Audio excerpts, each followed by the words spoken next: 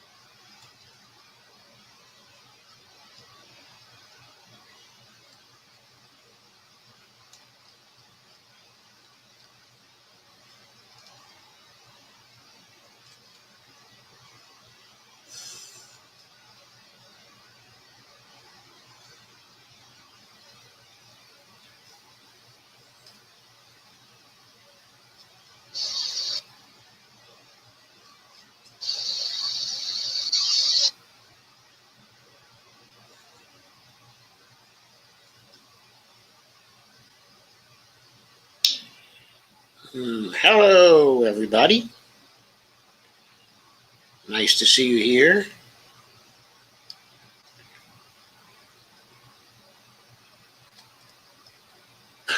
Here we go. Hi, Dolores. Hi, Dolores from YouTube, and hi, Kay.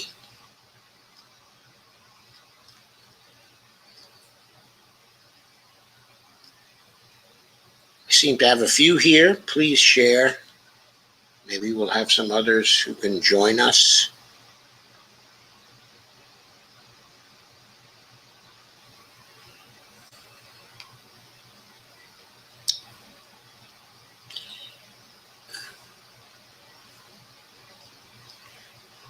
Hi again, Kay.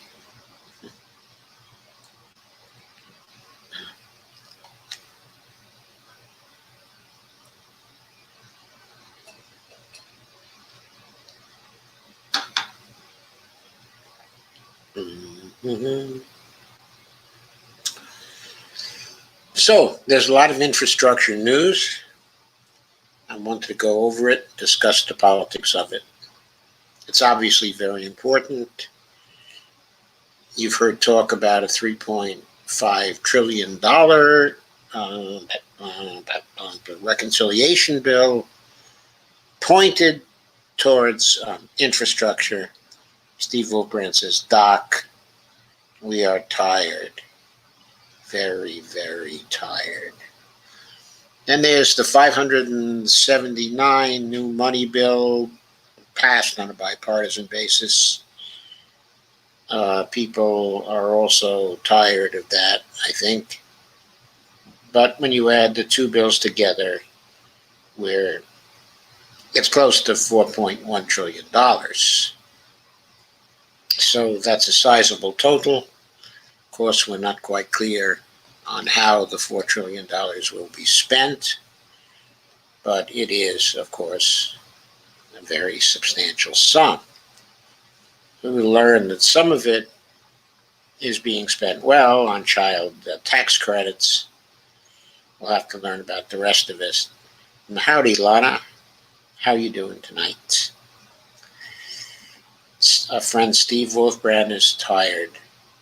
Very, very tired. Probably partly the heat in Los Angeles. I bet it's really bad there today. So let's get on. Let's share.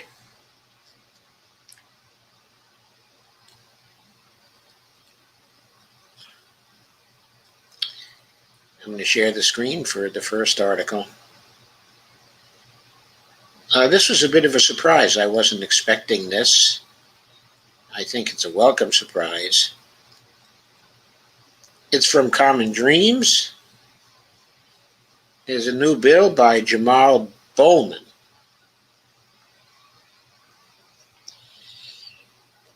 And the title of the article from Common Dreams, written by Jake Johnson, is Time for a Revolution in Public Education. Bowman unveils Green New Deal for U.S. schools.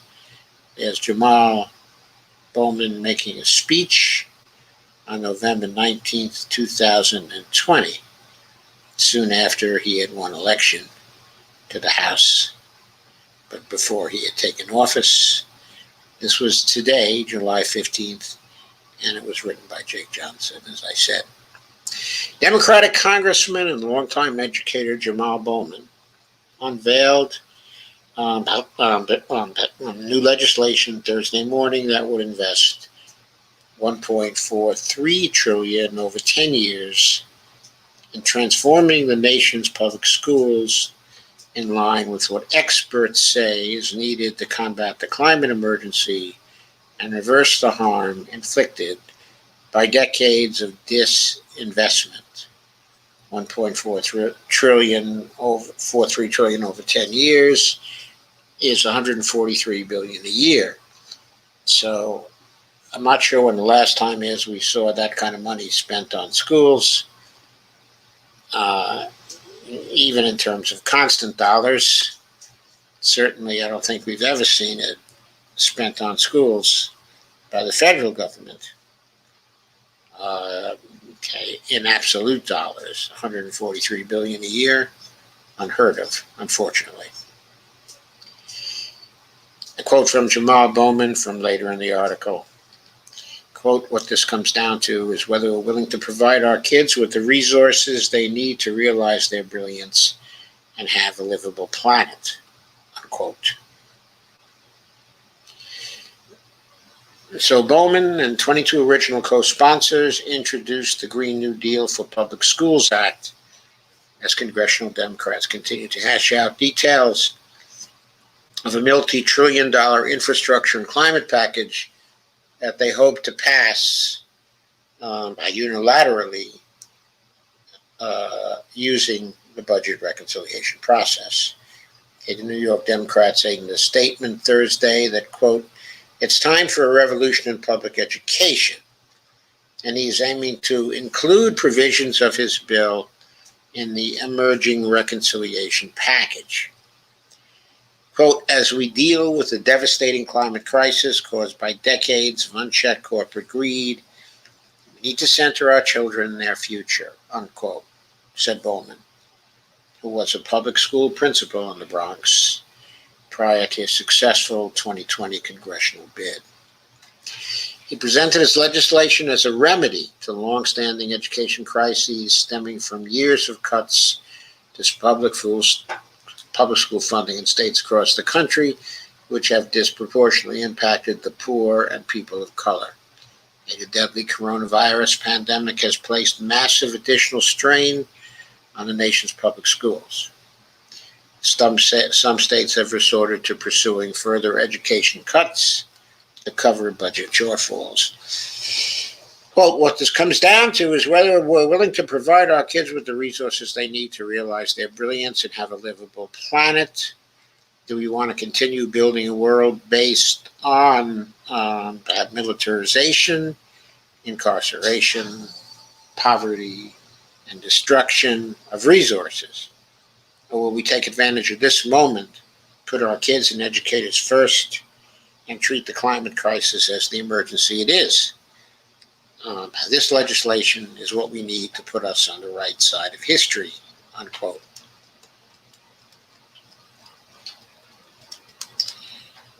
And there's Jamal. According to a summary released by Bowman's office, the new bill would upgrade every public school in the country and hire thousands of additional educators and support staff.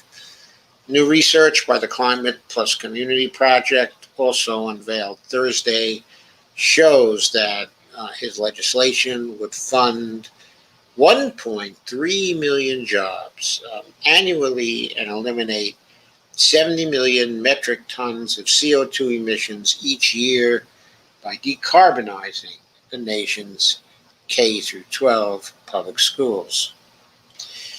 Quote, schools need the investment, the researchers write, and quote again, the American Society of Civil Engineers has estimated the country's public schools require $380 billion just to meet standards of good repair, never mind climate, resiliency, and decarbonization.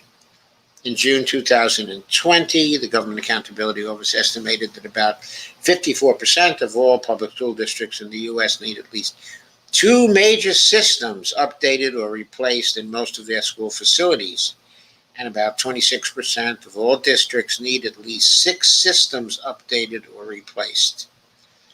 The summary of the Green New Deal for Public Schools Act notes that the bill includes $446 billion in climate capital facilities grants and $40 billion for a climate change resiliency program.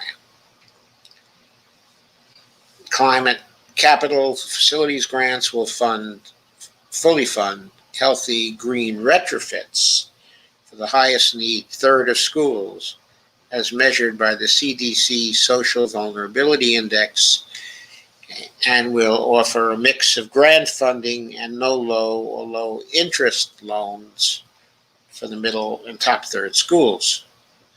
Grants will cover 2/3 and 1/3 K of retrofit costs for these schools, respectively. $250 billion in resource block grants. Resource block grants will fund staffing increases, expanded social service programming, and curriculum development at high-need schools. The program will allow local educational agencies across the country to hire and train hundreds of thousands of additional educators and support staffs, including paraprofessionals, school psychologists, and counselors, and learning specialists. The funds may also be used to design a locally rooted curricula to adapt trauma-informed, culturally responsive, and restorative justice practices to move towards a whole child approach to public education, and partner with community organizations to offer a range of services to schools and surrounding neighborhoods, such as after-school programs. There's $100 million for an educational equity planning grants pilot program. Educational equity planning grants will encourage neighboring local education agencies to form regional consortia, which will receive funding to conduct extensive community outreach, identify the historical and current sources of educational disparities within the region, and create and implement a regional educational equity plan to address those disparities. Excuse me. This pilot program is modeled on the U.S. Department of Housing and Urban Development Sustainable Communities Regional Planning Grants, which are designed to encourage equitable, locally driven economic development. There's 600 and IDEA Individuals with Disabilities Education Act increases. This bill proposes quadrupling Title I funding to reach $66 billion annually to support schools and districts with students who are living in poverty, as well as increase funding for IDEA Part B to reach $33 billion annually to support students with disabilities. In a statement endorsing Bowman's legislation, American Federation of Teachers President Randy Weingarten said, the bill, quote, makes the bold investment in America's K-12 educational system we need, from retrofitting school buildings to investing in school staff and mental health professionals, all while addressing historic inequities so we can build a just future where every kid can access basic opportunities to thrive, unquote. And quote again, as we navigate the ever-growing climate crisis in school buildings that are ill-equipped to deal with it, we find ourselves with a once-in-a-generation opportunity to meet the moment and ensure all our students can learn in schools where they can drink clean water, breathe clean air, and be free from mold and broken windows, unquote. It's unclear which sections of Bowman's bill, if any, will make it into Democrats' by reconciliation package.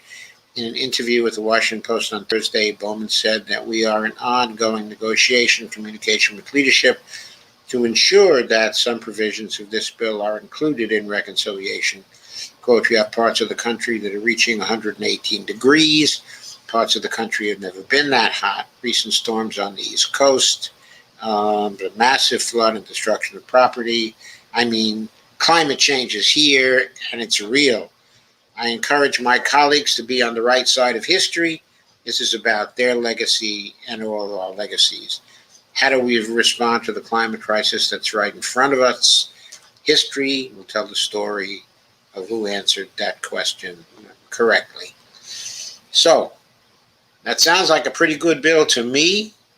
I was surprised. I didn't know Jamal had something in process. He did, and it appears to be very significant. Even if this were part of the Thrive agenda, the $10 trillion Thrive agenda, it would be a substantial piece of that $10 trillion agenda, $1.43 trillion. That's really a welcome proposal, I think. So, next piece of this puzzle, we try to put together puzzles here and integrate them all. In the end, of course,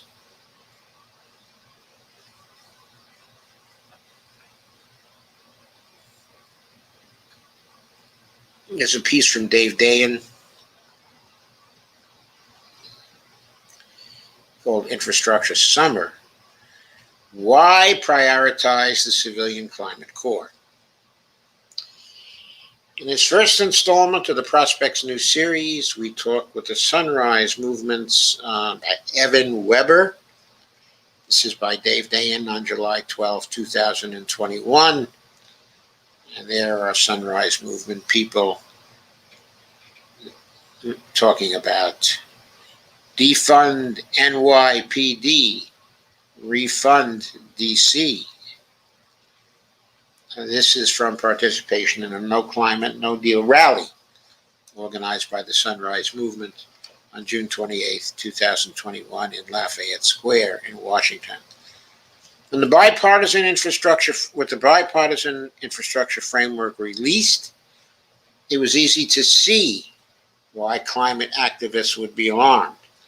The bipartisan plan was to deal with the so-called, quote, hard, unquote, infrastructure elements, and climate-related initiatives were severely minimized within it.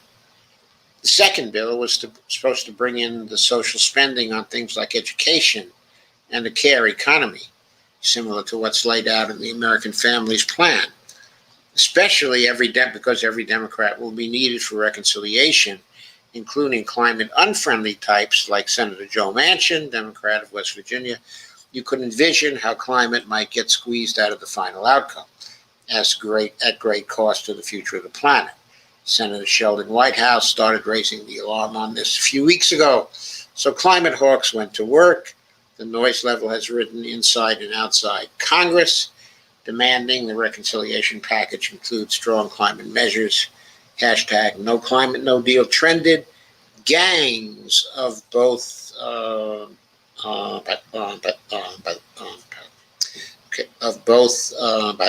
by the progressives and even climate hawk moderates have been formed, each with particular sets of priorities for that second bill. This has been somewhat successful. Last week at a speech in Illinois, President Biden said, quote, "We can't wait any longer to deal with the climate crisis." In response to the series of deadly extreme weather events sweeping the country. More concretely, in a White House memorandum dated June 29th, climate advisor Gina McCarthy and top Biden aide Anita Dunn, Anita Dunn, highlighted three key priorities for the next round of legislation: tax credits for clean energy investment, a clean electricity standard of 80% renewable power by 2035, which is nowhere near as ambitious as we need. We need 100% by 2030, and a $10 billion investment in a civilian climate corps, an echo of a New Deal era public jobs program oriented towards land and water conservation, climate resilience, and environmental justice.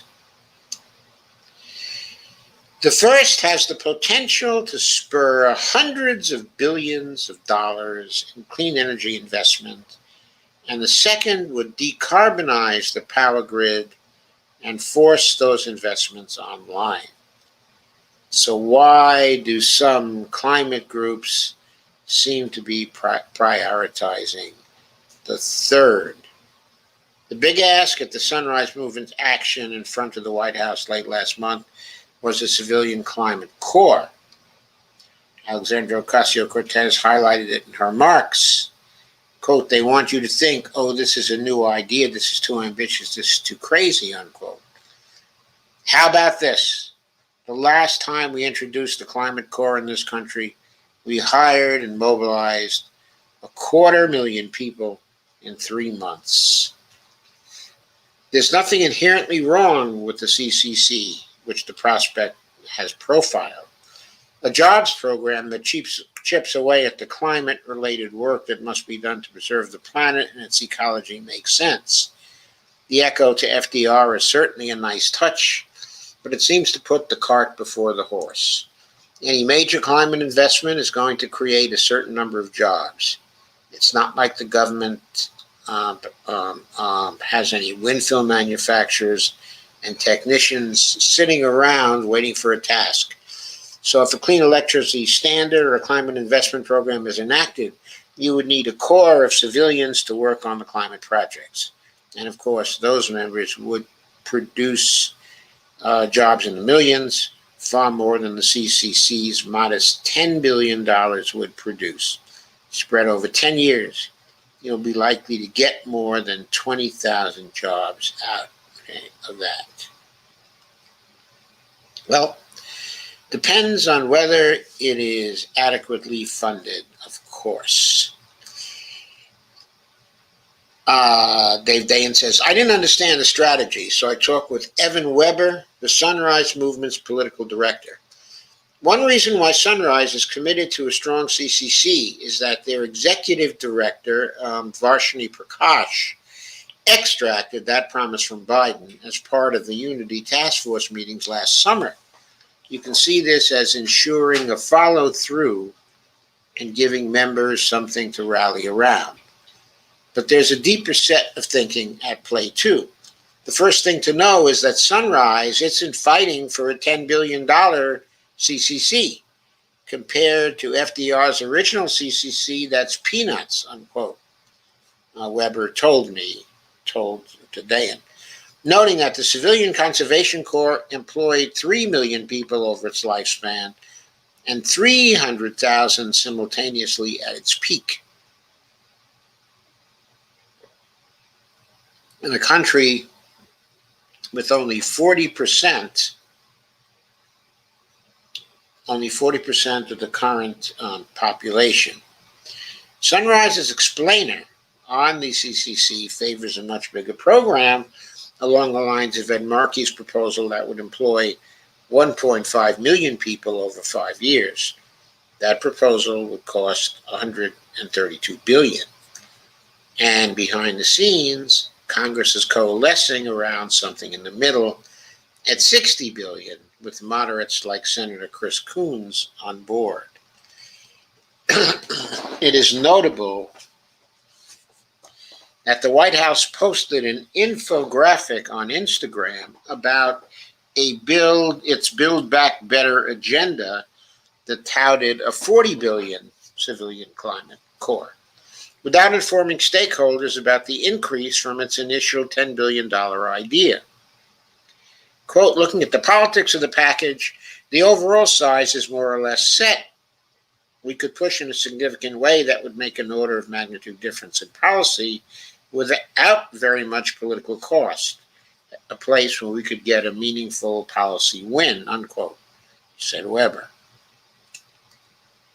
Still, even a bulked up CCC wouldn't achieve the same impact as clean energy investment or mandates might. So why this particular concept from the organization that is positioned the best to go out on a limb and agitate for the most aggressive policy? Weber made the case for CCC on its own terms. Quote, for us, the idea of a public jobs program that connects a new generation of Americans with their communities, with the government in a different way, and with the environment is in and of itself a non-reformist reform that can have societal ripple effects, unquote. I am not sure what a non-reformist reform is, but all right. Weber argued that investments and tax credits weren't a full break with what he called a neoliberal, quote unquote, model, and CCC represents a different form of government action that would set the country up for more public works in the future and present an important model of government work within communities. I have to stop at this point, and I have to ask why people like Chris Coons and Joe Manchin and Mark Warner and other people on that side of the Democratic Party are allowed to go ahead with this BS that we have to worry about how large our program is going to be. So like 120 billion is too much. 60 billion maybe is a better figure. They have no idea what too much is. They don't know what too much is. They don't know what too little is. For them, it's just bargaining, getting as small a bill out as possible while appearing to do something. In other words, Biden has to mint that $100 trillion coin, so these people look silly when they try to skinflint these programs that we need. We don't need skinflinting. We don't need austerity. We need these programs. We need them to be fully funded. We need to have the austerity people blasted out of the water. There's nothing like the $100 trillion coin to do that. In Sunrise's vision, going on with the piece, CCC looks different than AmeriCorps or other programs that have become reserved for a certain type of upper middle class college graduate. They want priority placed on keeping workers in their own communities, involving into career track union level jobs, and providing whatever education and training is needed to get there, almost the way an apprenticeship program would, quote, only done through the public sector. Projects would include energy efficiency and conservation, cleanup of environmental hazards, and fortifying communities for extreme weather. But you could get the same results by putting investment first, of course, and potentially get more investment. Quote, the whole point of the Green New Deal was to get the conversation rolling on mobilizing like we did in World War II, unquote, said Shoykat Chakrabarti, former chief of staff to Ocasio-Cortez, now with New Consensus, a climate-heavy think tank, unquote. Which meant building all the stuff we need to build. Sorry, that was a quote, that last part. New Consensus has been foregrounding public financing options for green projects. Weber didn't deny that any green infrastructure bill would create a lot of jobs. And the CCC wasn't a red line for him. Sunrise isn't solely prioritizing the CCC. He was very involved in working in progressives in the House on their climate demands. This aligns with other groups. Evergreen Action, the coalition of former Jay Inslee staffers, has put out a 6-part program that builds on the 3 planks McCarthy and Dunn promoted, while adding in environmental justice investments for fence-line communities, more clean infrastructure investment, including the $213 billion proposed for sustainable home building, and an end to fossil fuel subsidies. Quote, we don't really have the luxury of choosing one plan or another, said Evergreen Executive Director Jamal Rad, while adding that CCC could be useful in creating a pipeline of workers for a burgeoning clean energy industry. But there is a split within the climate left on this, and real questions as to whether prioritizing a modest program, even if it is increased, that is unlikely to really move the needle on emission reductions is worth it. The bottom line is that the overall package, even at its best, before all the horse trading, was underweight on climate solutions. The fact that Sunrise proposed and won the CCC promise prior to Biden's presidency may have it too wedded to the outcome. Getting wins to motivate activists is important, but the planet needs more than that. And the planet, and it's further the case that,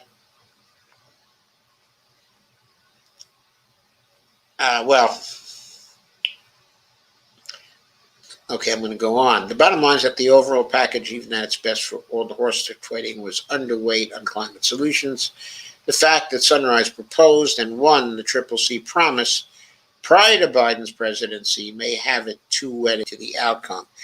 Getting wins to motivate activists is important, but the planet needs more than that, says Dave Dayen. So apparently, the politics of the situation is that there's a big priority put on the CCC because of political activities that the Sunrise Movement had undertaken in the past, and that they thought was successful because they had won the support of Joe Biden. So that's why they want to feature this program and why they're more interested in it than certain other programs. That would not necessarily be bad, but if it's passed at the expense of some other programs that are more ambitious in expenditure and that actually deliver more to people, then there comes the question, should they be placing all their eggs in this CCC basket? I personally like the idea of the CCC myself, so maybe I'd say the answer is yes, but Dave Dayen is pointing out here that this is a question and that there should be more justification of the CCC relative to alternative policies that might be pursued by the administration. So that's part of the climate politics. let's look at another piece by Dave.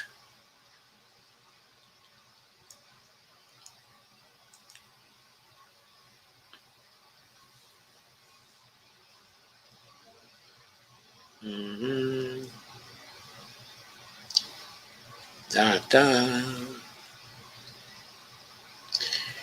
I thought this was more pregnant with what we have to watch out for now. This is an old one. It was done on June 18th. Its title is When the Institution Doesn't Trust Itself. It's also by Dave, and as I said, it was published on June 18th, 2021. So it's been hanging around in my links now for months without actually being featured in a program. Not only do members of Congress question whether Congress can work, some of them don't think it should. One of the defining features of the past 2 decades has been a sapping of the public faith that our institutions can manage, well, anything. We've lived through a failure in intelligence leading up to 9/11, and a manipulation of that intelligence to push the nation to war in Iraq. We saw massive, by regulatory failure, result in the worst economic downturn since the Great Depression. That was in 2008. Leaders chose not to sanction the military for torturing prisoners or bankers for defrauding homeowners. A dysfunctional political system locked in partisan struggle cannot break past its artificial veto points. The Trump years further cemented the perception of America as a corrupt kleptocracy, and the pandemic exposed these faults even further, failing to protect 600,000 Americans and counting from dying. Again, according to the Institute for Health Metrics and Evaluation at the University of Washington, 1 million Americans have now died. In society at large, the Catholic Church failed its parishioners by protecting pedophiles. Leading college athletic institutions did the same. Banks robbed their customers. The opioid manufacturers murdered their patients for profit. Cops killed unarmed black people with outrageous regularity. Courts let most of these miscreants free as long as they had money and power. Chris Hayes has admirably captured this in his 2012 book, Twilight of the Elites. The situation has not improved in the intervening years. Perhaps the greatest challenge President Biden has faced early in his term is the need to restore faith in the institutions he oversees, to present an America that's able to govern itself and can earn the public trust. The vaccine rollout and emergency economic stimulus provided an auspicious beginning to this project. But the circuitous route to an infrastructure package is revealing that members of the institutions themselves are not immune to the loss of faith in institutions. For about 6 months now, the Biden team has mused about a 2-step process for infrastructure. They begin with a bipartisan consensus package fixing America's built environment with enough support to hurdle one of the greatest symbols of institutional political failure in America, the filibuster. The rest could be fed through the budget reconciliation process, which only requires 51 Senate votes, including the vice president's. The fact that Biden rolled out an American Jobs Plan, which has mostly the physical infrastructure projects, and an American Families Plan with caregiving and education investments and welfare payments at the forefront, nods to this 2-step agenda. The problem with this cunning plan lies with the Democrats in the House and Senate, who would have to go along with it, and they just don't trust one another. I guess there's a lot of basis for that, isn't there? This is why a popular infrastructure package, 68% in the most recent poll, is circling the drain because, in the simplest terms, nobody believes that Congress can actually function well enough to pass it, not even the actual members of Congress. Here's where we're at on the infrastructure. Remember, this was on June 23rd. 21 senators, 10 Democrats, and 11 Republicans have announced support for a vague bill that would include $579 billion in new spending, mostly on physical infrastructure. There's a fact sheet on this proposal that apparently was only written by one of the senators for the other 20 to consider.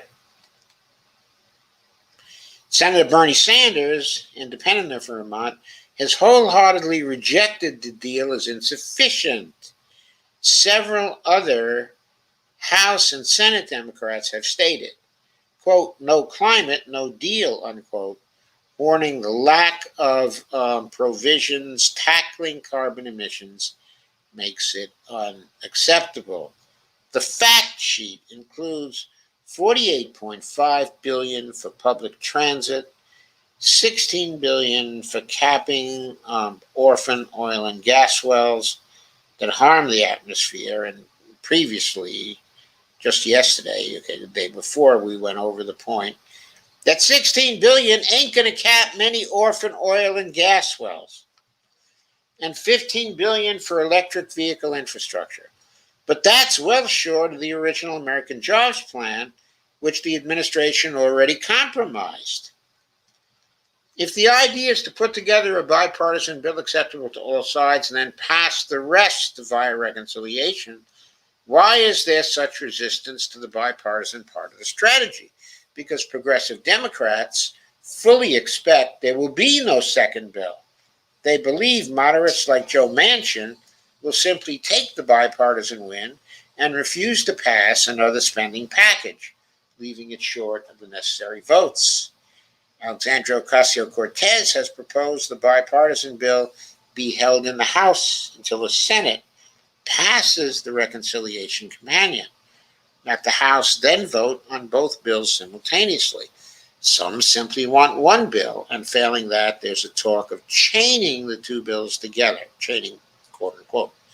This is the kind of negotiation made between hostage takers and police, each distrustful of the other, each expecting a double cross. Republicans are practically banking on this being the case. They have explicitly stated their aim is to pass the bipartisan bill and watch Democrats be unable to pass anything else. Dave says, they're probably right. The social spending and tax increases, which would get into reconciliation, happen to be two of the most popular parts of the agenda. But if Manchin decided he didn't want to raise taxes on the wealthy and corporations to ensure poor families to get cash assistance to avoid poverty, would you really be surprised? 5 House Democrat moderates spoke to Speaker Pelosi this week and that they want to see a deficit reduction package before they sign off on anything infrastructure related. Again, if Biden minted the $100 trillion coin, these 5 House Democrats would look silly talking about a reduction in the deficit. They'd look absolutely silly. I think they still look kind of silly, but in that environment, they would look totally silly. They wouldn't be able to do this. Anyway, before they sign off on anything infrastructure related. Pelosi only has 4 votes to spare in the House. So Dave is saying 5 House Democrat problem solver caucus types can block the reconciliation bill.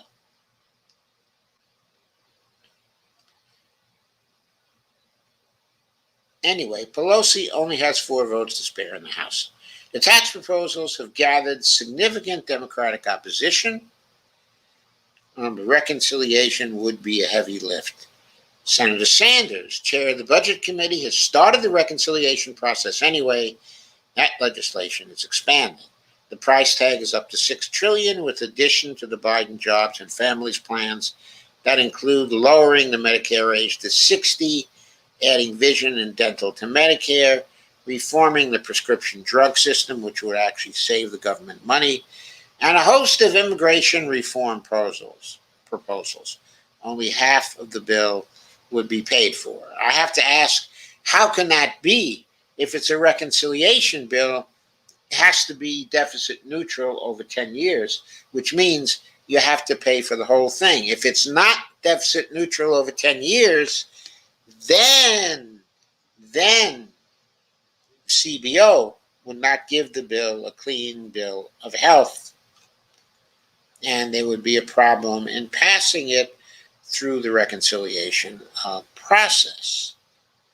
Now, one could waive PAYGO here, but I think waiving PAYGO in this context couldn't be done without getting rid of the filibuster. The whole point of using reconciliation is to pass a bill with 51 votes without having to get rid of the filibuster. So I think this is a little difficult, or at least it seemed to Dave Dayen that it was certainly difficult as of June 23rd. Manchin and Kyrsten Sinema have been quite non-committal on the go-it-alone approach, seeking bipartisan cooperation first. Other Democrats have said that even the $4 trillion price tag of the combined jobs and family plans is too high. Senators Mark Warner and John Tester have flatly rejected the $6 trillion package. The White House has been all over the place, all over the map. 1 minute they're telling House Democrats to prepare to go it alone. The next minute they're reassuring Democrats that two-step can work. Unfortunately for the administration, they're presiding over a legislative apparatus that has been fully shorn of trust. Nobody believes anybody else. And furthermore, nobody believes in Biden's ability to influence their adversaries. In any context, repairing trust takes years of work. In the context of Congress, the House has seen the Senate subject itself to a nonsensical supermajority tradition for decades, and thus seen all of their bills they spend their time on go to the upper chamber to die. Left-leaning Democrats have seen centrists dash their hopes continually. Centrists seem to believe that the progressive demands have threatened to ruin their careers. This isn't a minor spat that can be papered over with a share session. Fundamentally, neither side of the Democratic congressional delegation believes in the other's ability to live up to their commitments. Centrists aren't buying into that at all, and progressives don't think it can be done incrementally with popular support building at each step. With the current composition of Congress, lawmakers who want to do something big need everyone to agree. But at least a faction of the party seems committed to doing as little as possible. But it's worse than that. Again, that's why I keep saying, mint that $100 trillion coin. Cut the legs out of these people. But it's worse than that. Not only do members question whether Congress can work, some of them don't think it should. I'll have more on this in future pieces, but one of the pay-fors, quote-unquote, in the bipartisan package involves privatizing the government's assets or selling off public assets to find the money to build the infrastructure. This is sometimes called, quote, asset recycling, unquote. That contradicts the basic bargain of the bargain presidency, that a muscular public sector can benefit everyone's interests. There is this deep-seated belief that government can't do things it did routinely in the past, and only by creating private toll roads and selling water systems can we improve the country's infrastructure. It's untrue, but it's part of a belief system that government shouldn't be a factor in people's lives. The delicate balance between bipartisan and unipartisan spending bills is really about getting a non-functional Congress to function. That's completely correct. Trust in institutions is earned, and so far the political capital that creates trusts has not been stored up. Biden has said that doing nothing is not an option on infrastructure. I'd say we're closer to that than he thinks. So it's now 3 weeks later since that piece was written. And what has happened? Well, just recently, what has happened is that quite a few Democrats in the Senate, including Bernie,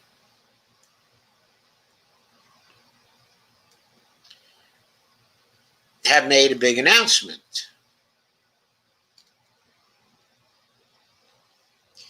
Bernie talks with reporters on July 13, 2021. This is from Common Dreams. There's Bernie.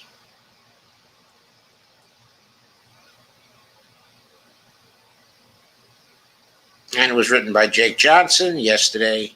Quote, "A big deal," unquote, says Sanders, as Dems agree to pursue a $3.5 trillion reconciliation bill.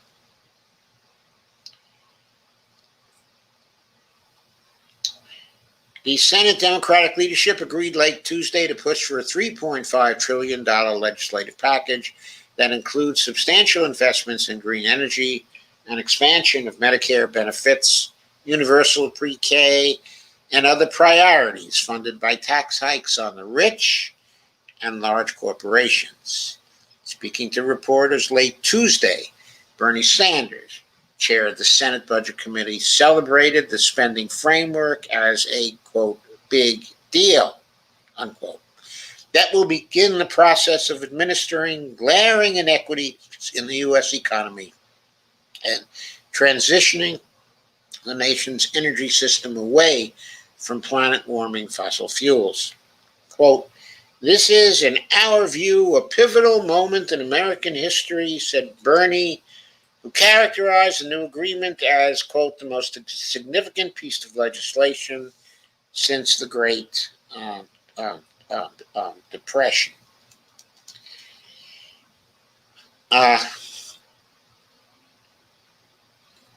Quote, "The wealthy and large corporations are going to start paying their fair share of taxes so that we can protect the working families of this country," unquote. The Vermont senator continued, quote, again, "What this legislation does, it says we're going to create millions of good-paying union jobs, rebuilding this country not only from physical infrastructure, but dealing with the human needs of our people, which are many and which have long been neglected," unquote. The deal, outlined by Senate Democratic leaders on Tuesday, sets the stage for the construction of a $3.5 trillion budget resolution, which will establish the spending boundaries for an eventual legislative package that Democrats intend to pass through reconciliation, an arcane process that requires just a simple majority vote. Well, you might ask, what's arcane about that? Well, that's not the part that's arcane. Democrats in the House and Senate hope to pass a budget resolution before leaving town for August. It's July 15th. Are they going to be in session tomorrow, on Friday? I wonder. Approval of a budget resolution will kick off a contentious fight over the details of the reconciliation package, which is aimed at addressing the major shortcomings of a $579 billion bipartisan infrastructure deal that the White House endorsed last month. Democrats plan to pursue passage of the reconciliation bill and the bipartisan package, which together amount to roughly $4 trillion in new spending at the same time. While the new Senate agreement is expected to contain many progressive priorities, House Democrats and outside advocacy groups are unlikely to be satisfied with the top-line figure. Sanders himself indicated Monday he wasn't happy with the $3.5 trillion ceiling, which falls well short of the $6 trillion package that he was advocating for. Late last month, as Common Dreams reported, more than 200 progressive advocacy groups, think tanks, and labor unions said 6 trillion, quote, should be the floor, unquote, of Democrats' ambitions for the reconciliation bill. The youth-led Sunrise Movement, meanwhile, has been demanding at least 10 trillion in spending over the next decade. Yet this is as part of the Thrive Project over the next decade to combat the climate crisis, whose impact is currently being felt across the U.S. and around the world in the form of record-shattering heat waves, wildfires, and floods. The details of the forthcoming reconciliation package, including how much Democrats want to spend on climate and other priorities within the confines of the $3.5 trillion framework, remain up in the air. During a press conference Tuesday evening, Senate Majority Leader Chuck Schumer said that, quote, every major program, unquote, in the package will be, quote, funded in a robust way. Unfortunately, folks, I don't think that means that they will be funded through minting a $100 trillion platinum coin. Now, that's really robust. I think what he's talking about is taxing.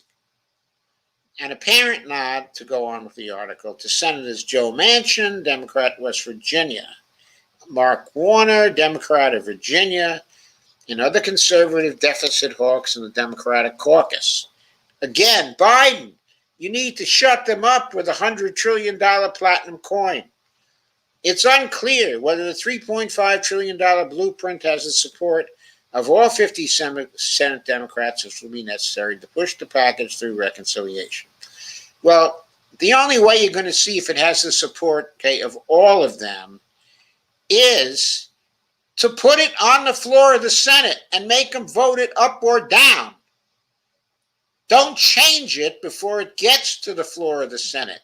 Have the House pass the freaking bill with everything you want in it, then place it on the floor of the Senate and dare Joe Manchin to vote against it. And dare him to vote against it only after Biden has minted that $100 trillion coin. If that happens and he votes against it, they'll crucify him in West Virginia. Quote, behind the scenes, centrists, including Warner, had privately warned Schumer and the White House that moderates are not likely to support a reconciliation measure as large as a $6 trillion package that Sanders initially sought. It became clear Tuesday evening they were scaling the package back. So they caved, and Bernie caved. If he had gone through with the $6 trillion package and got it passed in the House and put it on the floor of the Senate as is, if Joe Manchin had voted against the $3.5 trillion package in that sense, they might have crucified him in West Virginia. But if he had voted against the $6 trillion package with that much more in it for West Virginia and its suffering people, they really would have crucified him. In other words, the bigger the package is, the more the danger the crucifixion is for John Warner, okay, and for Joe Manchin and the other deficit hawks. The way to beat the deficit hawks is not to cave to them. It's to put in a really, really huge bill, pass it through the House where Pelosi has control, and then put it on the Senate floor without change, and then say to them, I dare you. Just go over and vote with the Republicans on this. I dare you. And then let's see what happens. Let's see what happens. Put the reconciliation bill on the floor with immense pressure on them and see what they do. All those people are cavers, I'm telling you. Of course, our people cave first.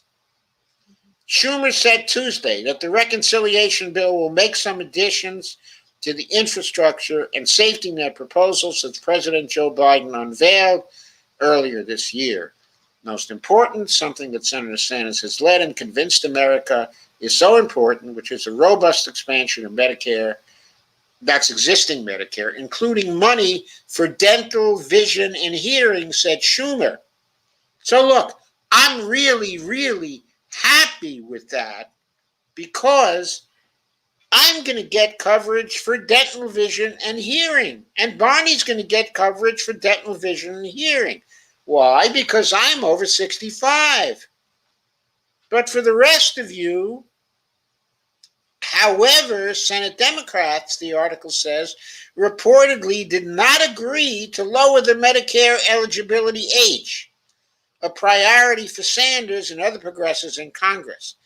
That omission is likely to draw a pushback in the House. Let it draw a pushback in the House.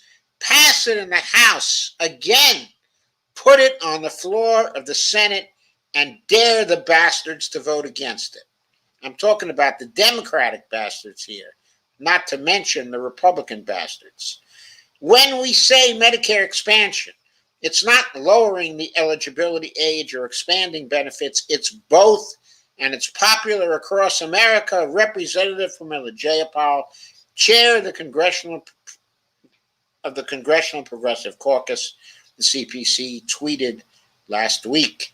And Ben Beachy, director of the Sierra Club's Living Economy program, said, following Senate Democrats' announcement, that, quote, it's on the House to go bolder and get us to the scale of our community's needs. Yes, it's up to the House to go for the $6 trillion.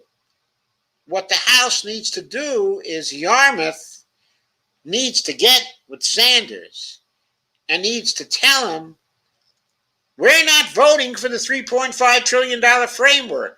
We want a $6 trillion framework. Take it back to the senators and tell them to chew on it for a while. And we'll fund it robustly too. Don't worry, we'll fund it robustly.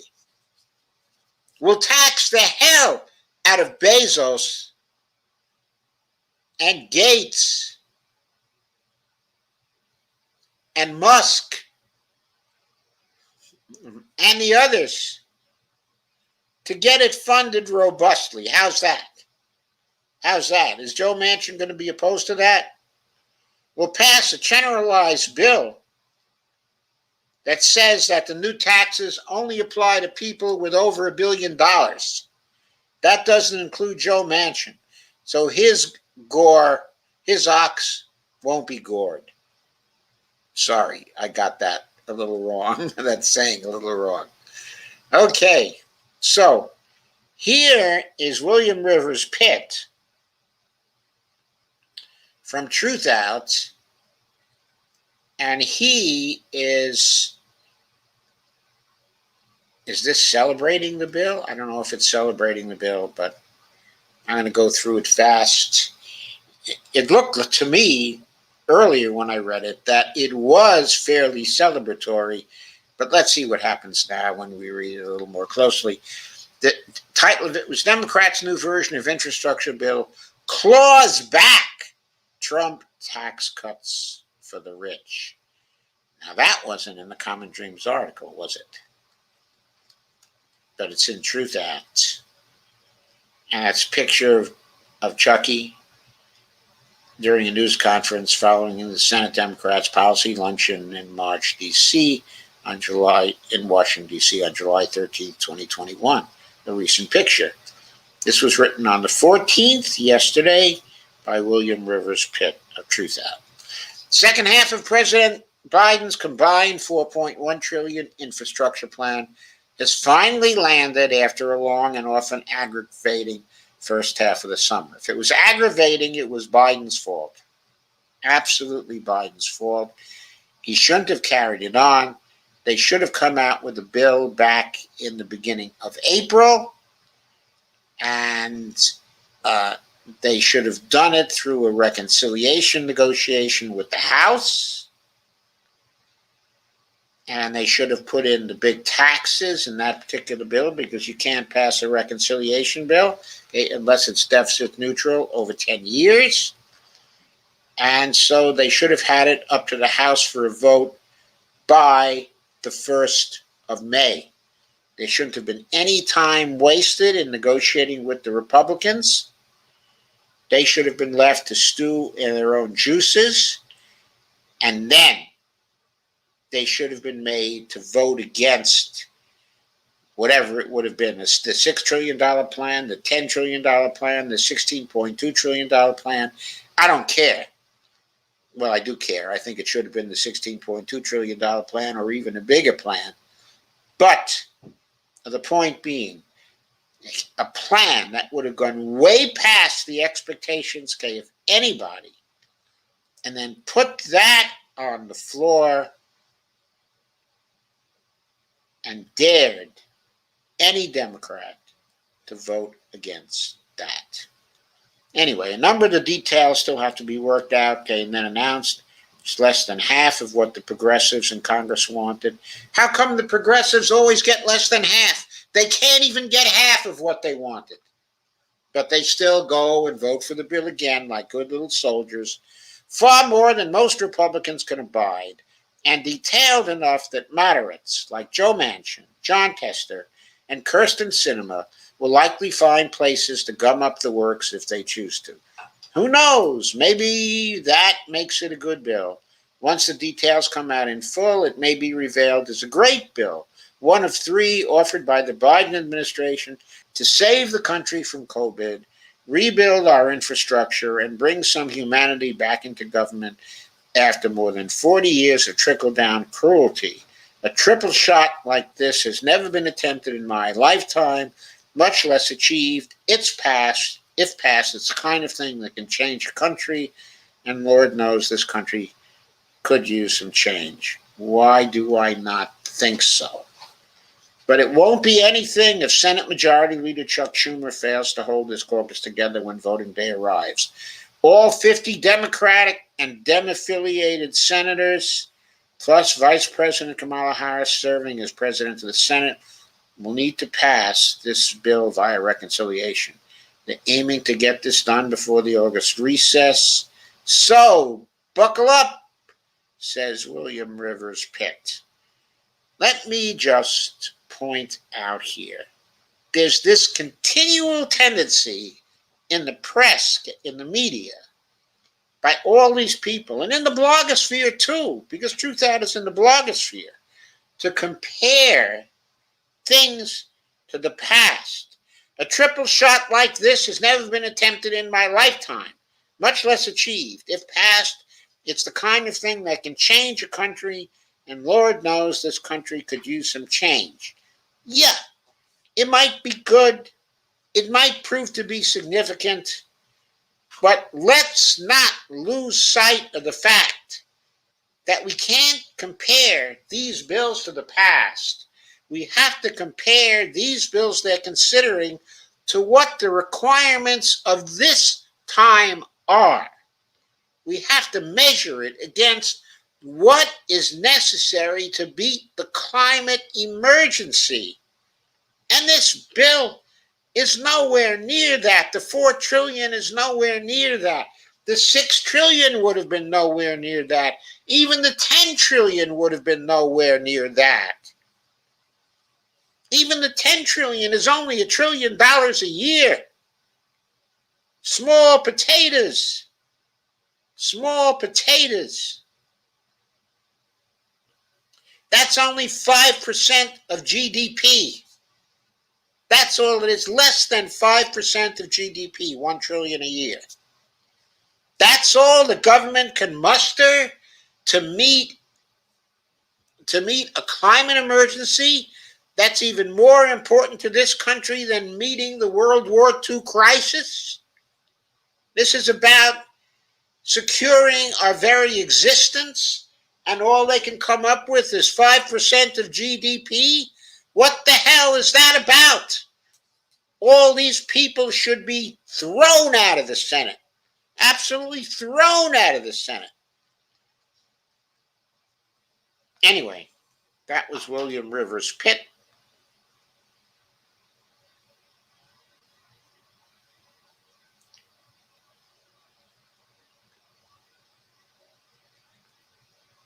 That's not the whole bill.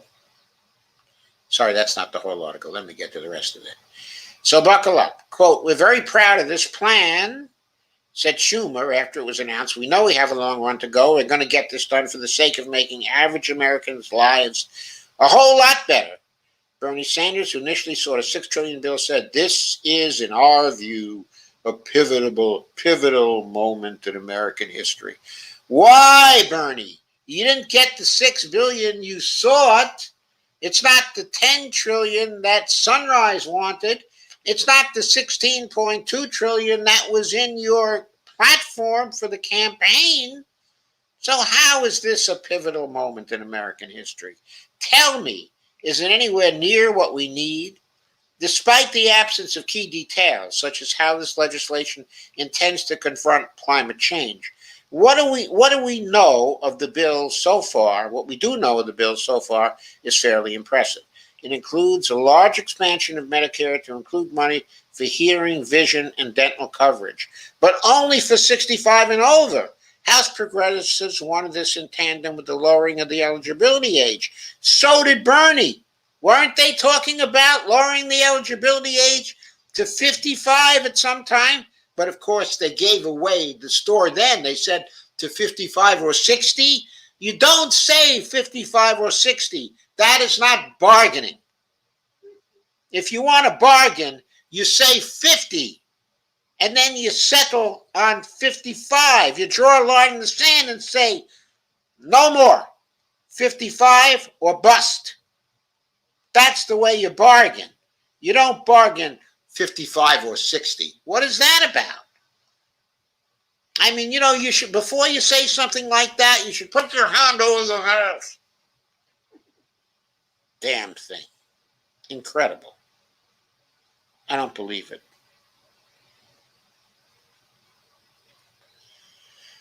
So, despite the absence of key details, such as how this legislation intends to confront climate change, what we do know of the bill so far is fairly impressive. Sorry, I read that already. So, House progressives wanted this bill, but that was left on the cutting room floor when Mark Warner warned the moderates would balk at the price, and the bill was pared down.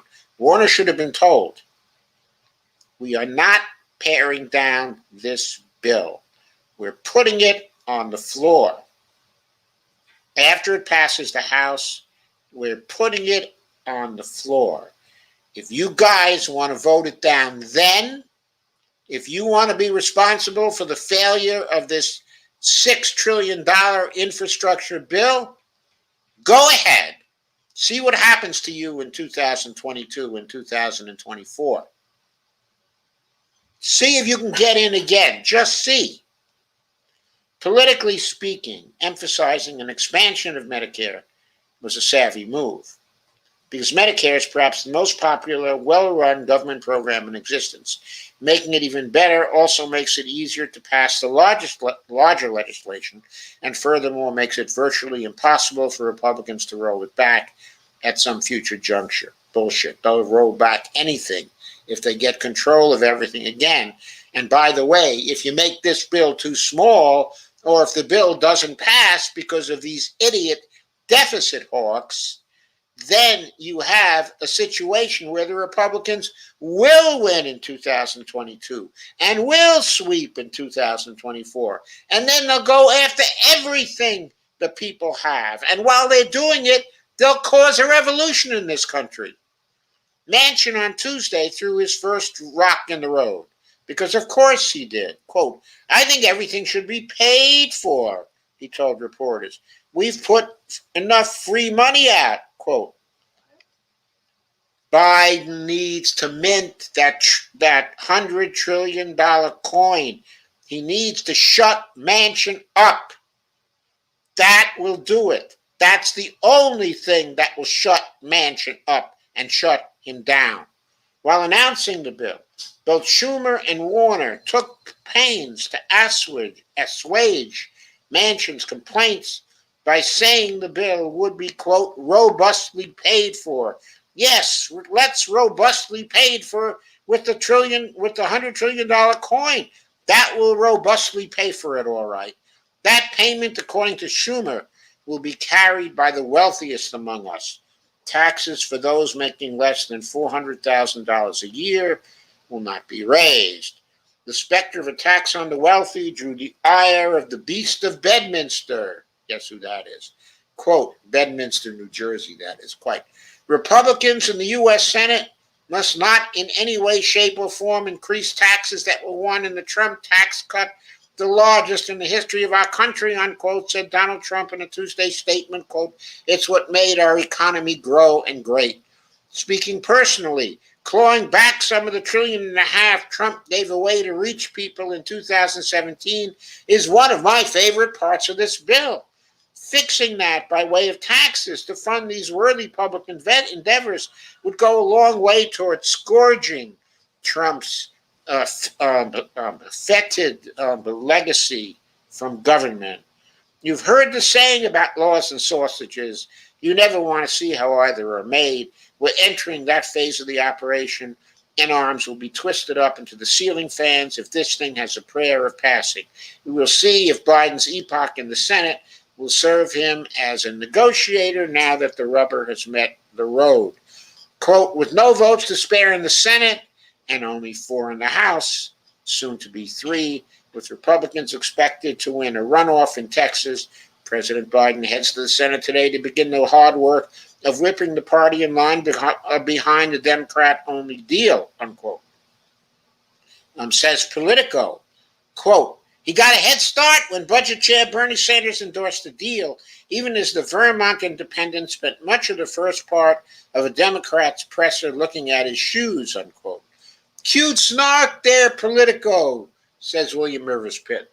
Sanders didn't sound like a sad little shoegazer at the presser, calling the bill, quote, the most significant piece of legislation since the Great Depression.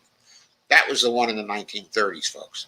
Sanders went on to say, quote, the wealthy and large corporations are going to start paying their fair taxes so that we can protect the working families of this country. What this legislation does is say we're going to create millions of good-paying union jobs, rebuilding this country not only from physical infrastructure, but dealing with the human needs of our people, which are many, which have long been neglected, unquote. And Pitt says, I'll buy that for $4 trillion. There is a lot of road between now and final passage of these bills, and notoriously terrible economist Larry Summers just met with Biden at the White House to bemoan the terrors of inflation. If Summers gets in Biden's ear about that, it's entirely possible the president himself could reach out to shave down his own bills. As I said, there's a lot of road left. A lot of road left before this passes, he means. So, I don't know what to say about Pitt here. I mean, I like a lot of what he says, but he doesn't seem to understand that $4 trillion is just too little. And he doesn't seem to understand that it's too little for the moment. It's too little for what has to be done. And he knows nothing, or appears to know nothing, about the possibility that Biden could shut down the deficit hawks for good by minting that $100 trillion coin and getting it deposited in the public enterprise fund account, and then sweeping that account for the seigniorage, which is nearly the whole $100 trillion. Once that gets into the Treasury spending account,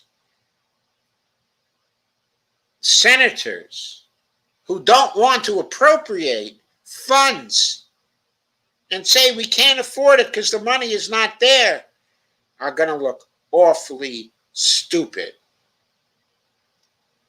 Now, by the way, this move is not a costless move, because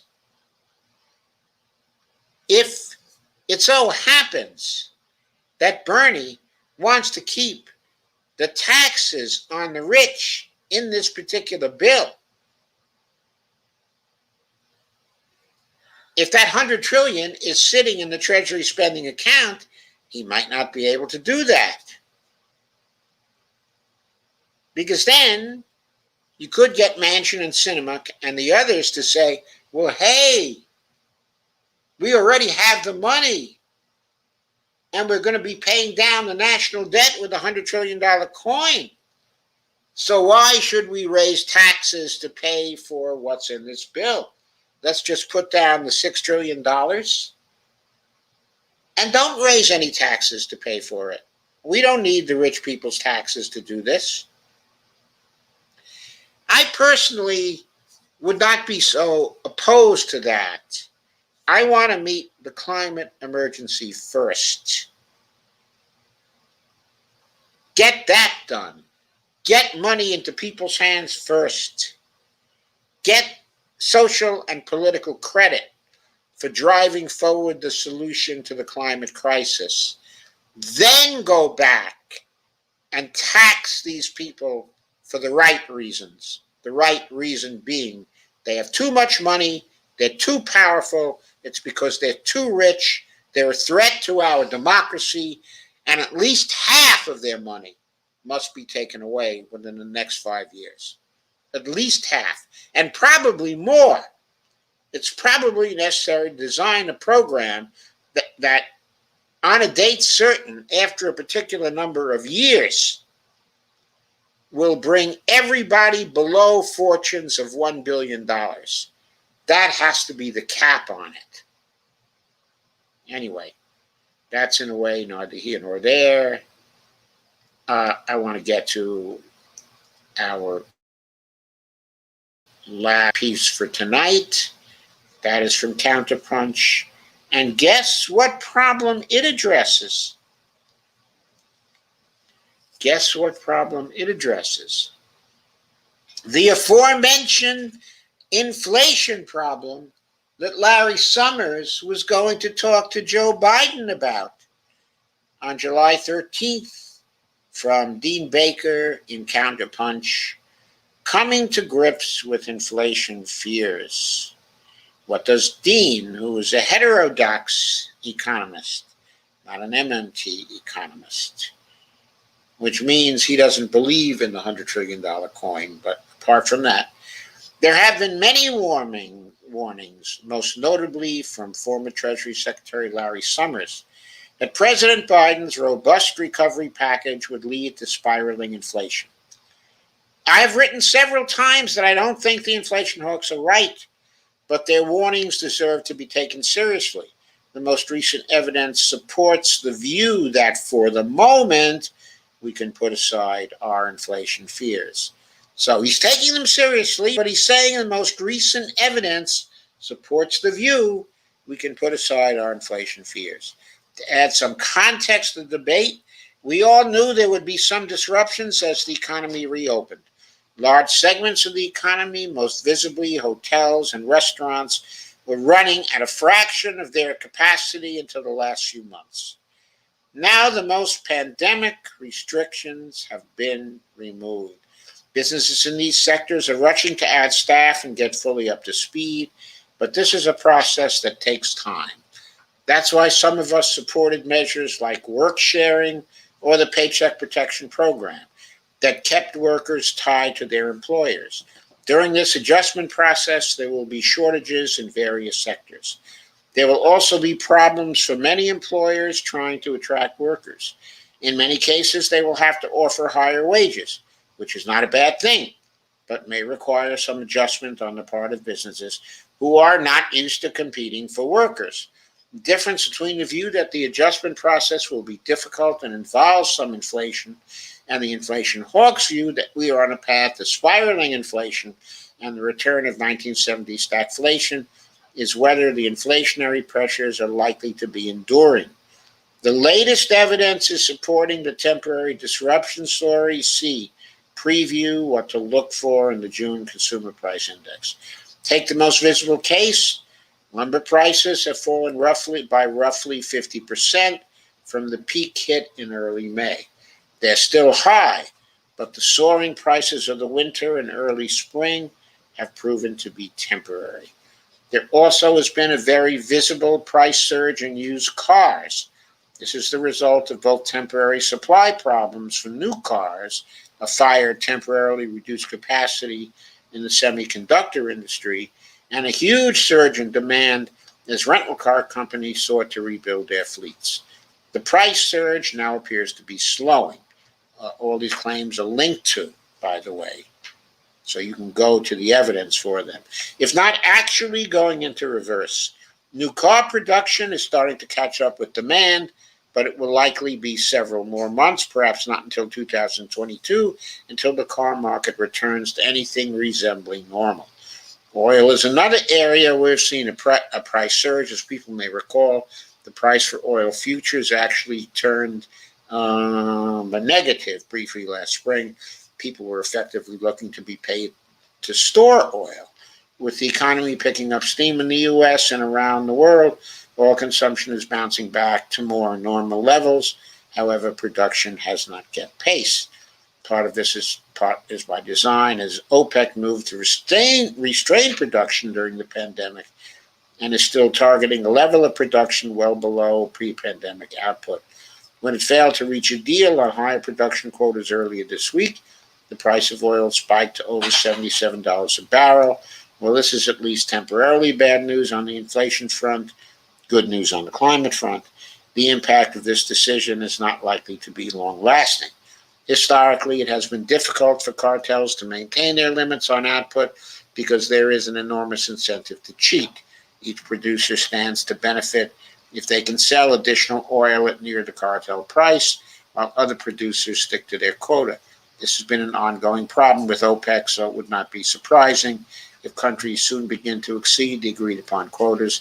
As of July 8th, the price of oil had fallen to $72 a barrel.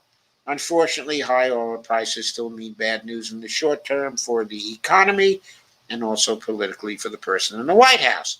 But if it's short term, it's no problem politically for the person in the White House, and he can offset that with a huge infrastructure bill that he just got passed. Higher oil prices not only show up directly as inflation in gas and heating oil prices, they also show up in items like airfares and rents, which often include the cost of utilities. Surging oil prices would contribute to inflationary pressures. So from that standpoint, moderation of oil prices is a good thing. The labor market. While we've been seeing strong wage growth the last few months, especially at the bottom end of the labor market, for many of us see this as a good thing. After all, anyone who's reported a $15 an hour by the minimum wage for 2026 has to want to see substantial wage increases in sectors like retail and restaurants, where the average hourly wage for production and non-supervisory workers is $18.57 and $16.21 respectively. Thus far in 2021, the pattern of wage increases has been very progressive, with rapid wage growth in sectors with low pay and much less rapid wage growth in industries with higher pay, with wages overall increasing at an annual rate of just over 4.0%. It is not clear that there is much to worry about with inflation. We got important news today on the labor shortage story. The Labor Department's job openings and labor turnover survey showed a drop in the quit rate from 2.8% in April to 2.5% in May. This should not be that big a deal, except that when we saw a rise from 2.5% in March to 2.8% in April, it was treated as a very big deal. This was the highest rate ever reported in this survey, which goes back to 2000. It was taken as evidence that workers were so confident of their labor market prospects, they would freely quit jobs in search of a better one. The 2.5% level for May is still high, but it's comparable to what we have seen in prior years. And the recovery package was good news for workers, as is the rapid growth in employment we've been seeing this year. But Biden has not yet created a workers' paradise. No joke, huh? The bond market. In a series of tweets this morning, Paul Krugman noted the interest rate on 10-year Treasury bonds had fallen to 1.3%. It had been over 1.7% as recently as March. This is interesting from the standpoint of inflation forecasts, since it doesn't seem likely many investors would be holding long-term bonds at a 1.3% interest rate if they expected inflation in the range of 3 to 4% and possibly higher. In other words, the bond markets don't seem to agree with Larry Summers' view on inflation risks. Now, markets are often wrong. Just look at the price of Bitcoin. But it is striking that people with lots of money on the line clearly are not acting as though they anticipate a large uptick in the inflation rate. They apparently are not taking the warnings of the inflation hoax very seriously. There is great irony in this story. The deficit hawks always told us that the bond market was the big enforcer. Clinton's Secretary Robert Rubin used the term bond market vigilantes, quote unquote, for the investors in the bond market who would send interest rates soaring in response to deficits they perceived as too large. We're now looking at far larger deficits, even relative to the size of the economy, than anything we were looking at during the Clinton years. Yet the bond market vigilantes seem to be asleep at the wheel. At the end of the day, the bond market may or may not prove to be right on this one, but it sure is nice to see that bond investors are not supporting the people with their actions who claim to be speaking on their behalf. Well, one reason why this may be happening is that the vigilantes might have learned over the last 20 years that the level of interest rates in the bond market is determined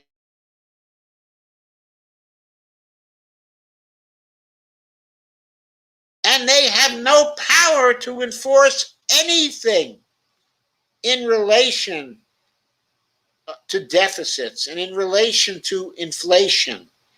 They are not the police who can regulate what the federal government actually does. And I dislike the soft implication here, at least from Dean, that they do have a say in what happens in the bond market. No, the policy rates, the interest rates, are matters of policy set by the Federal Reserve and the Treasury Department in tandem. The bond markets cannot fight against that. They may not be responding because they may have learned they cannot fight against that. Maybe that's why they're asleep at the wheel. Anyway, that's just a final point. Dean did a pretty good analysis here in showing why he thinks there's no reason right now to worry about inflation actually becoming a major problem. So I wanted that as an answer to the inflation fears and Larry Summers. Hope to God that Biden and his advisors are just giving Larry Summers a courtesy visit and that they're about to throw him out on the street, which is exactly what he deserves, because he is a terrible economist who is almost always wrong. Okay, folks, here we are. I'm going to your comments, and I'm not even very late for your comments. Only about 4 minutes or so. So, Doc, we are tired, very, very tired. Jeffrey Denton says, exploit race. Who's exploiting race, Jeffrey? Carmen says, hello, friends. I have my lime-infused jasmine tea and my cranberry, romaine, walnut, and raspberry vinaigrette dressing, and I'm ready for Hulkamania progressive style. Carmen says, oops, forgot to mention salad. Carmen says, families are getting their $300 per child boost per month. I see the little kids all over Dollar Tree, and the parents are letting them pick out a few things. So sweet. All they can afford with the extra $300 is to go to Dollar Tree, right, Carmen? Ilana says, I didn't realize that child tax credit was going to be monthly. Yeah, it's going to be monthly. It would be forthcoming. I thought it would be forthcoming after people filed their next tax return. I like it. Oh, what they did was put in a provision. They're advancing the tax credit, basically. So they're starting to pay it monthly now. But it's still temporary. But making it permanent is part of the infrastructure bill, part of the $3.5 trillion bill. So that, from that point, that particular provision in the bill is a very good provision that was fought for years, by Rosa DeLauro. Kay says, if I were younger, I'd go for the CCC jobs. Yeah, there are going to be jobs at least the $15 an hour minimum wage, and they'll have good benefits attached to them also. Carmen says, I think it's monthly. That's the impression I get. Yes, it is monthly. That's the right impression. Hope I'm right. I thought I heard a dad talk about it on the bus. Yeah. Kay says, Evelina Ponte, you here? Kay says, I could actually breathe for the first time today. Hate this hot weather. Have to have my bedroom window open all day, almost all day, to keep the little AC inside. How does keeping your bedroom window open almost all day to keep the little AC inside? I don't understand that. Anyway, Kay says AOC is going to campaign with Nina here in Ohio soon. Yeah, I think that's great. I think Nina said she was going to campaign with AOC, didn't she, in New York also. Kay says if they would add DC to the government, we would have those votes. Not necessarily, because Sinema and Manchin are only two of the Democrats who are deficit hawks. If you want to know who the others are, and I don't even know if this is all of them, the 8 people who voted against restoring the minimum wage to the first reconciliation bill, those are the deficit hawks. Who are they? Well, there's Manchin and there's Sinema. There is Maggie Hassan and Jean Shaheen.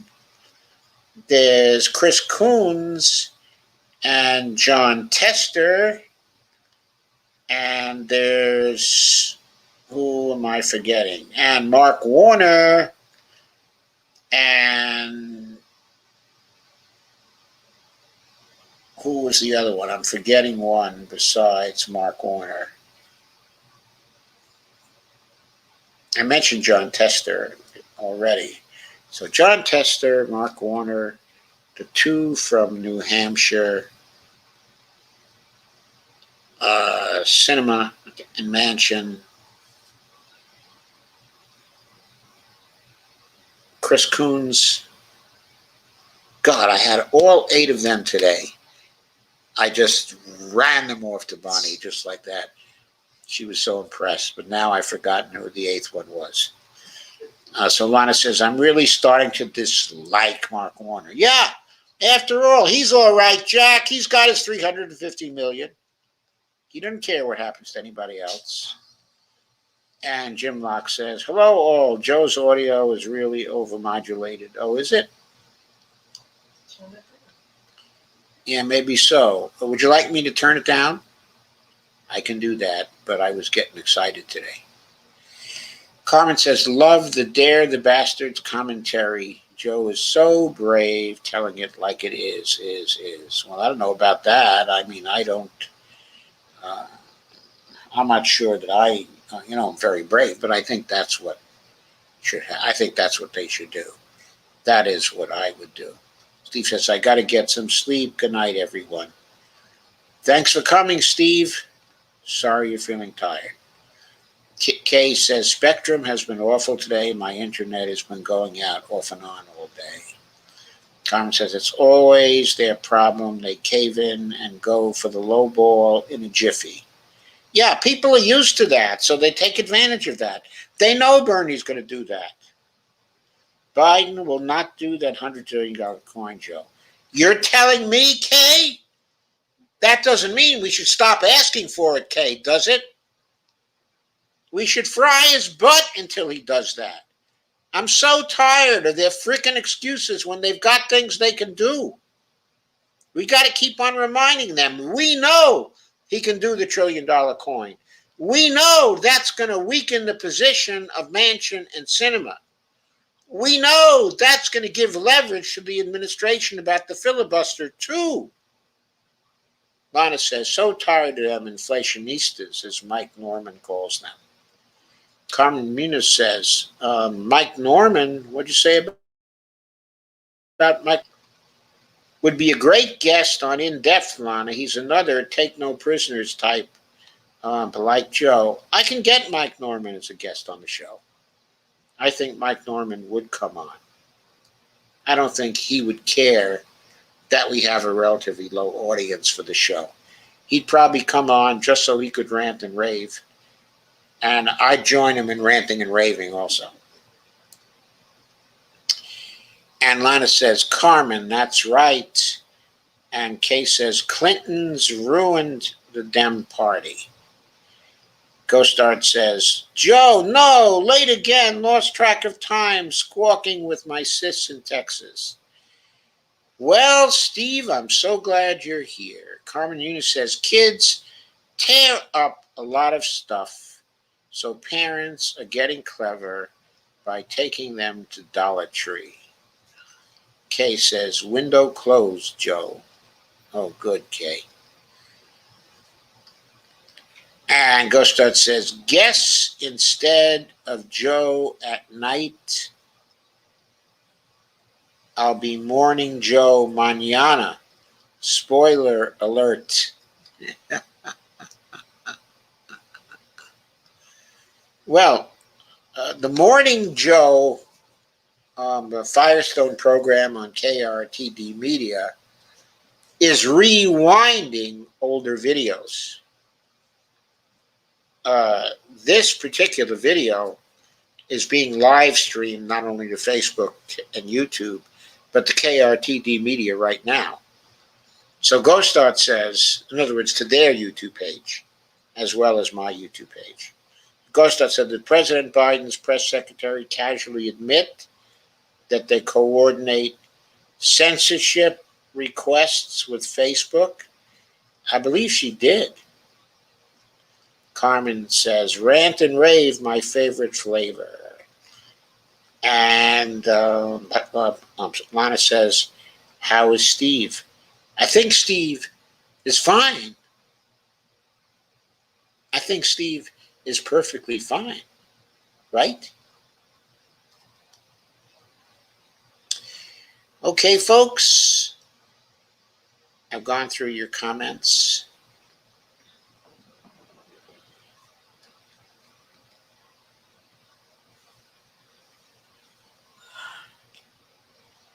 So I think I am going to say good night. Thank you very much for coming.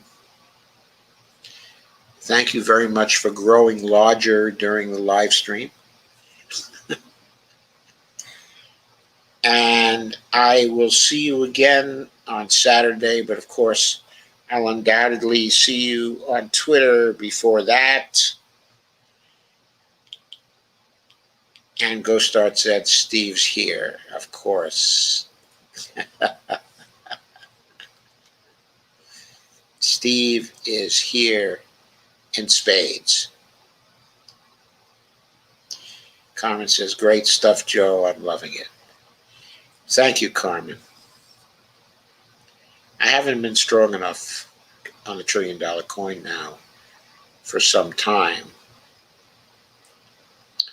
I've decided now to throw caution to the winds and not worry about the longer term strategy of the other MMT types, which is to teach people how federal finance actually works.